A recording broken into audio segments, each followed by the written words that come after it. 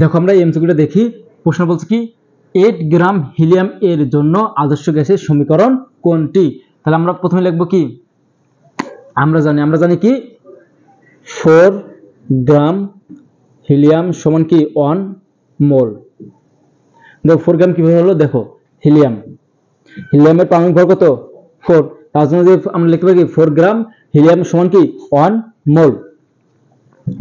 সুতরাং 1 গ্রাম helium equal 1 divided 4 মোল।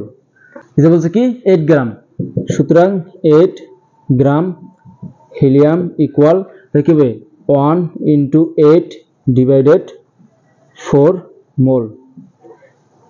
দেখো কত আছে 8, নিচে আছে কত 4, 8 কে 4 দিয়ে ভাগ দিলে কত হয় 2, তাহলে কি 2 মোল। তখন আমরা আদর্শ গ্যাসের সমীকরণ লিখব। আমরা আদর্শ গ্যাসের সমীকরণ কি ইকুয়াল কি জানি, পিভি ইকুয়াল nRT বা পিভি ইকুয়াল, দেখো এর মান আমরা কত বসে 2, তাহলে কি বসে দেব 2 বসে দেব 2RT। তাহলে এটা কি আমাদের অ্যানসার। দেখো এই মানটা কোন অপশন আছে, এই দেখো পিভি ইকুয়াল 2RT, তাহলে আমাদের অ্যানসার কি গ নাম্বার।